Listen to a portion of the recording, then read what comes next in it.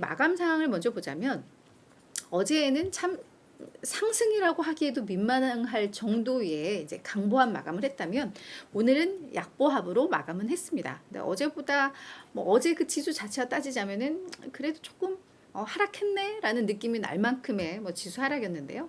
다우가 0.3% 내렸고 S&P 500과 나스닥 지수는 각각 0.2%씩 하락을 했습니다. 엄청난 이슈가 있지는 않았습니다. 저희 이제 수요일날 현지 시간으로 수요일날 FOMC 결과가 나오죠. 점도표가 나올 거고 연준 인사들의 경제 전망이 나올 거고 이러다 보니까 아무래도 지금은 일단 확인하고 가자라는 심리가 팽배해 있습니다. 그래서 무슨 말이 나올까 그냥 다들 이렇게 몸을 움츠리고 있는 이런 상황이었다라고 보시면 될 것 같습니다. 근데 앞서 이제 제가 이야기를 했듯이 제가 자꾸 이런 실수를 하네요. 제가 사진을 이번에도 또 못 바꿨습니다. 이 사진을 바꿨어야 되는데 아침에 시간이 조금 촉박하다 보면 내가 자꾸 이런 디테일을 조금 놓치는 그런 것 같네요. 이 사진은 어제 썼던 사진인데 못 바꿨습니다. 이해를 해주시고요. 뱅크 오브 아메리카에서 연중 최악의 계절적 시기에 진입했다라는 평가를 했습니다. 스테판 슈트마이어 이게 요 분이 기술적 분석가세요. 그래서 요 분이 이제 분석을 한 건데 S&P 500이 9월 후반, 그러니까 미국 증시는 9월 4일 날 지난번에 노동절로 휴장을 했었죠. 그래서 그걸 빼고 나면 20거래일이 있어요. 근데 지난주 금요일까지가 10거래일이었고 18일부터 이제 말일까지가 남은 10거래일이에요. 근데 요 남은 10거래일, 9월의 후반 20거래일에 역사적으로 평균 수익률을 보니까 마이너스 1.12%였다라는 통계를 또 가지고 나왔습니다. 이런 걸 어떻게 분석하는지 참 신기합니다. 그러면서 이 기간에는 또 증시가 상승했던 확률이 한 40%더라. 그러니까 10번 중 6번은 늘 하락을 했었고 상승했을 때 하락했을 때 평균 수익률을 해보니까 마이너스 1.11이더라 라고 이야기를 했습니다.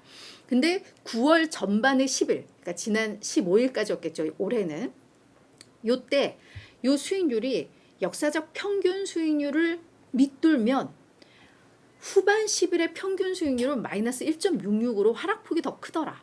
근데 이번 저희 상반 10거래일 동안 S&P 500 지수가 한 1.3, 4 정도 하락을 했던 것 같아요. 그러니까 이게 또 평균 수익률을 밑돌았어요. 그러니까 남은 이 10거래일은 아마 이 역사적 평균 하락률보다 더 많이 하락할 가능성이 있다라고 이야기를 한 겁니다. 그렇다면 9월에 왜 이 9월에 이 후반 10거래일은 이렇게 증시가 안 좋은 걸까? 왜 이런 계절성이 있는 걸까?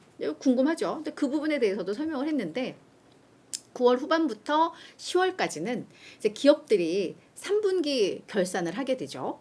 그래서 3분기 결산을 마감하고 요러면서 이제 그때 연간 실적 가이던스를 최종적으로 발표해야 되는 이제 그러한 압력을 받는 시기이기도 하고, 그러면서 부정적으로 여기에서 어떤 경고들이 나왔던 그런 이슈들이 있기 때문에 전반적으로 증시의 변동성이 컸고, 그러는 가운데서 좀 하락 쪽으로 몰렸던 때가 많았다. 그래서 이런 계절성이 좀 있는 것 같다라는 설명을 하고 있습니다. 여기에 플러스 올해는 뭐가 있느냐? 연준의 FOMC 회의, 정말 중요한 시점에서 FOMC가 예정되어 있고, 그런 가운데 국제유가는 요즘 자꾸 오르고 있고, 여기에다가 근로자들, 이 노조 파업은 정말 역대급으로 계속해서 벌어지고 있고, 미국의 국채는 지금 33조 달러를 돌파했다는 게 나왔던 것 같아요. 그러면서 이게 거의 정보 이제 폐쇄 가능성까지 나올 정도의 이런 불안한 요인들, 이런 것들을 고려할 때 남은 10거래일은 조금 더 불안할 수 있겠다라고 언급을 한 겁니다. 그래서 9월 이 전반에 좀 조정 나왔다고, 우리 이제 10월이나 11월에 계절적으로 강하잖아요. 그러니까 지금 이제 슬슬 주식을 사볼까? 이제 이렇게 이게 고민하시는 분들이 있는데, 이런 분들에게 지금은 아직은 매수 기회가 아닐 수 있다라고 조언은 하고 있습니다. 그러면서 하지만 200주 이동평균선은 그 선이 지금 한 3,910포인트 정도인가 봐요. 아직까지 근데 우리 S&P 500 지수가 이를 훨씬 웃돌고 있죠. 지금 한 4,400쯤 되니까. 그러니까 여전히 이걸 웃돌고 있다는 것은 이 장기적인 강세 추세는 유지하고 있다는 거다. 그렇기 때문에 너무 염려는 하지 않아도 되지만 지금 당장 뭐 사거나 이렇게보다는 요 후반에 좀 더 조정을 받거나 이럴 때 고민해도 늦지 않다. 뭐 요런 이야기를 한 겁니다. 그래서 뭐 요런 분석들이 좀 있더라. 뭐 요거 좀 한번 좀 정리를 해드렸고요.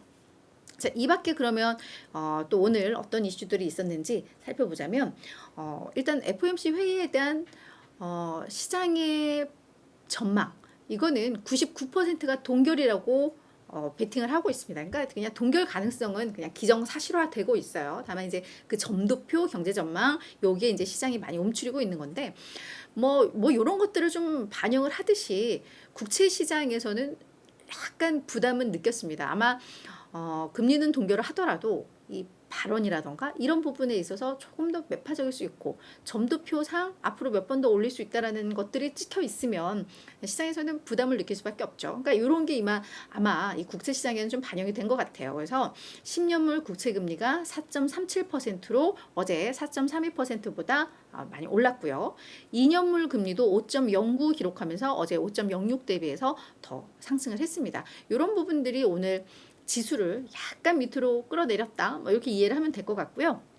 이건 이제 종목 뉴스들인데 아마존은 늘 이 연말연시를 앞두고 직원들 시즌 직원들 채용을 좀 한다고 합니다. 근데 시즌제 직원을 올해에는 25만 명을 채용하겠다라고 밝혔어요. 작년에 채용했던 인원이 15만 명이거든요.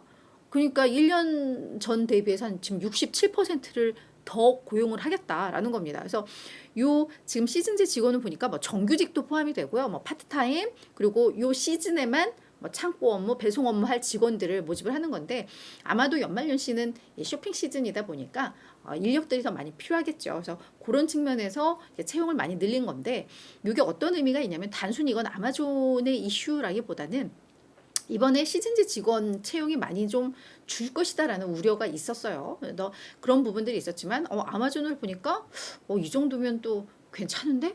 뭐 이런 거 어떤 경제에 대한 하나의 시그널을 또 주는 거예요. 소비 경제에 대해서도 그렇고 고용 시장에 대해서도 그래서 그런 이슈가 좀 있었고 그래서 요 직원들의 평균 임금도 계속해서 올라가고 있더라. 이런 뉴스들이 좀 나왔습니다. 이거 그냥 저희가 참고로 보면 좋을 것 같고요. 그리고 요즘 IPO 시장이 다시 좀 활기를 찾고 있어요. 저희 암이 상장을 성공적으로 잘 한 데 이어서 이번에는 인스타카트가 간밤에 나스닥 시장에 상장을 했습니다. 이 기업은 식료품 배달 업체예요. 그래서 본인들은 우리의 뭐 경쟁사가 도어대시야라는데 도어대시는 이제 약간 이미 다 완료된 뭐 그런 음식물 배달하고 거기에 이제 이런 그쵸 뭐 식료품이라던가 뭐 이런 것들도 배송을 하긴 하는데 아무튼 뭐 인스타카트에서는 도어대시를 우리의 경쟁사 하나로 이렇게 해가지고 가치 평가를 했던 걸로 나오고 있는데 IPO 일단 성공적이었습니다. 공모가 희망 밴드가 얘들이 한 28달러에서 30달러 정도 이 정도로 선장을 했었는데 공모가 확정이 30달러로 됐어요. 그만큼 수요가 많았다라는 거죠. 게다가 주가가 장중에 뭐 42달러까지도 치솟기도 했습니다. 장 초반에. 하지만 그래도 조금 완화가 되면서 33.7달러로 마감을 했는데 이게 공모가 대비 한 12% 정도 급등한 수준입니다. 그래서 시장에서는 성공적으로 잘 안착했다라고 평가를 받고 있습니다. 근데 암도 첫날 되게 뜨거웠는데 그 이후에 계속 조정 나오는 것처럼 처음에 너무 뜨겁게 나오면 그 이후엔 분명히 또 폭풍이 있기는 해요. 그래서 이 인스타카트도 앞으로 어떻게 주가가 전개될지 이거는 저희가 계속해서 좀 볼 필요가 있을 것 같습니다.